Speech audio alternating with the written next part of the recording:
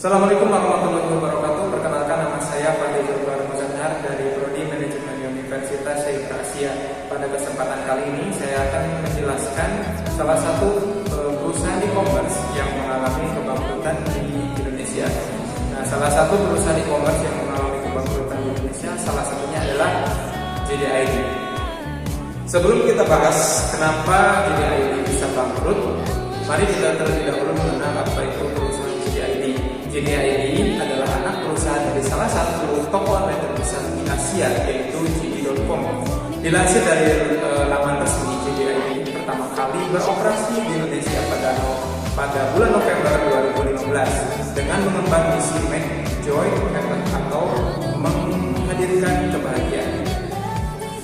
JD.com atau dikenal juga sebagai Jingdong adalah sebuah perusahaan perbelanjaan online yang berpusat di China.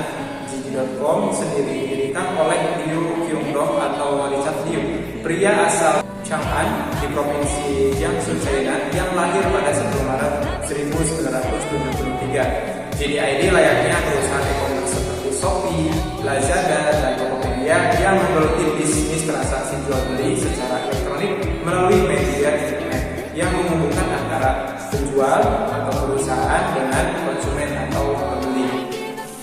Namun sayang, JDID di Indonesia pada akhirnya resmi berhenti beroperasi pada tanggal 31 Maret 2023 kemarin dengan alasan ingin fokus pada pasar di negara asalnya, yaitu China. Jika dilihat dari studi kelihatan bisnis, mari kita bahas kerugian yang dialami JDID ini dengan 3 aspek studi kelihatan bisnis. Yang pertama dari aspek sumber daya manusia, yang kedua dari aspek pasar atau pemasaran, yang ketiga dari aspek finansial. Yang pertama dari aspek sumber daya manusia, kapasitas sumber daya manusia dan deskripsi pekerjaan lain dalam JDID. JDID ternyata pernah melakukan layoff kepada 30% pegawai mereka atau sekitar 200 karyawan pada 13 Desember 2022 yang lalu. Yang sebelumnya juga pernah dilakukan layoff pada bulan Mei 2022. Berarti ini kali kedua JDID melakukan layoff sepanjang tahun 2022 yang sama-sama juga dengan jumlah 200 orang karyawannya. Dalam pernyataan tertulis, manajemen JDID mengungkapkan perlu melakukan perampingan sumber daya manusia sebagai langkah untuk menjawab tantangan perubahan bisnis. Yang kedua, dari aspek pasar atau pemasaran, dalam hal ini kondisi permintaan pasar, persaingan pasar, dan lain-lain sebagainya. JDID adalah salah satu perusahaan e-commerce di Indonesia yang melayani online direct sales untuk masyarakat Indonesia dengan barang yang ori atau original. Namun saat itu JDID mengalami persaingan dengan perusahaan-perusahaan e-commerce atau startup baru di level lokal atau kecil-kecil yang lebih efisien dan dekat dengan konsumen. Hal ini mengakibatkan kondisi pasar permintaan pada teknologi e-commerce JDID mengalami penurunan. Yang ketiga, dari aspek finansial atau situasi keuangan JDID, menurut konsultan bisnis dan marketing Yusuf Hadi mengungkapkan penyebab JDID akhirnya ditutup. Pertama adalah kehabisan dana segar karena suntikan dana dari investor dihentikan. Induk usaha JDID dan partner bisnisnya saat itu sedang melakukan pengetatan kucuran dana sebagai dampak krisis global. Namun sayang, JDID tak kunjung mencapai profitable growth atau pertumbuhan penghasilan, hingga pada akhirnya JDID resmi ditutup di pasaran Indonesia.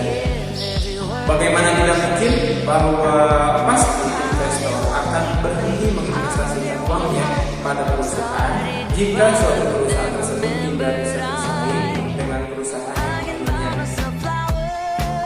Selanjutnya, setelah kita berkaca pada kejadian yang dialami oleh JDID, sepatutnya bagi kita yang ingin melaksanakan ataupun ingin membangun suatu perusahaan, alangkah baiknya kita harus mempelajari terlebih dahulu tentang studi kelayakan bisnis.